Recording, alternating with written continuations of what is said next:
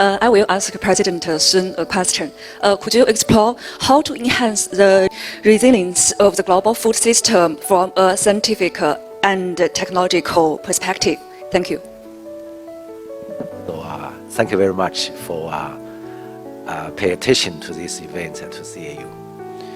Yeah, resilient food supply is a big task. We need a systematic solution to win this battle. Also, we need a technology innovation, but not limited to technology. I strongly believe they need a system-like policy. It's so important.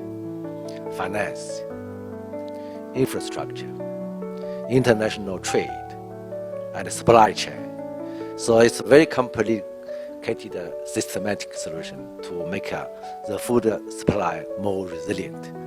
So your question about focusing on technology, because I am a technology expert, not in policy expert. I have a few words to respond to your question.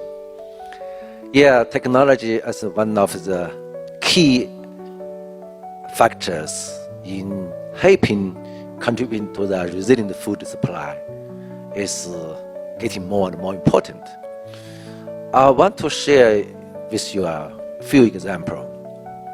For the resilient food supply, the first goal is to supply the food sustainably.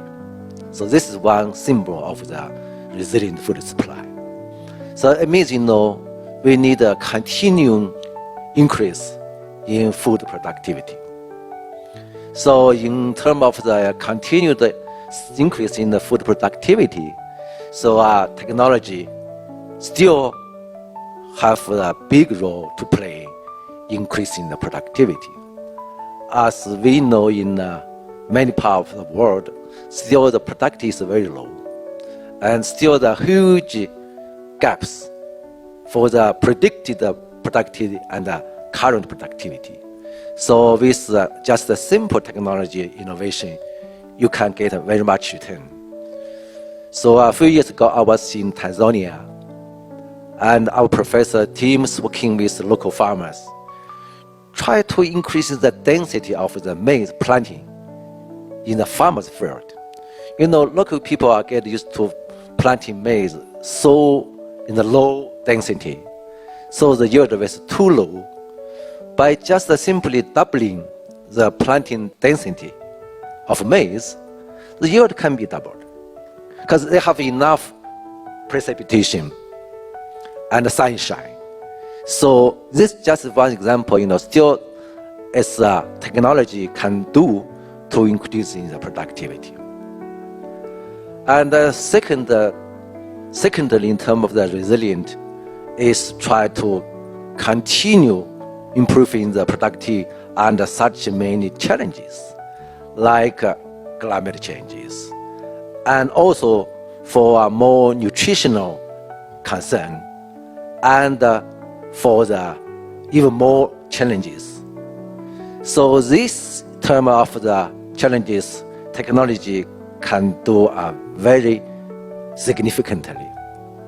For example, for my own research, starting in 1990, when I came back from the US, I was in the Colorado State University for my postdoc research. I realized my professor tried to realize the heat tolerance of wheat.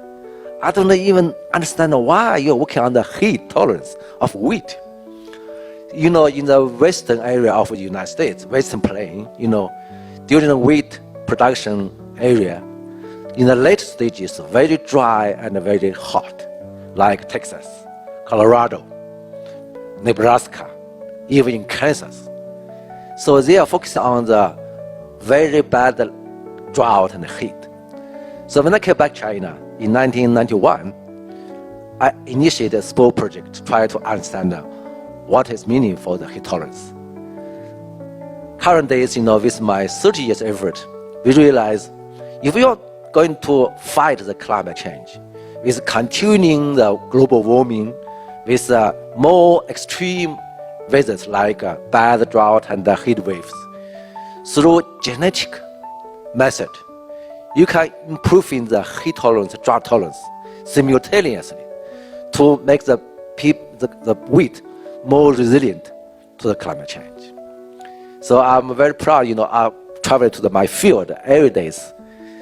We see some lines performing much, much better. And this bad drought and heat still keep growing and very green. So I'm so excited, we are coming very close to the success with new varieties of very drought and heat tolerance. So this is just an example of technology. But nowadays, with new cutting-edge technology like gene editing, synthetic biology, you will have more tools to revolutionize new varieties. And recently, there are some examples of publications.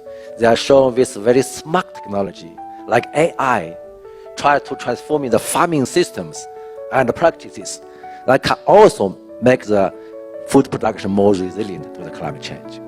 So I strongly believe technology will continue to play a role in combating the climate change and make the food systems more resilient.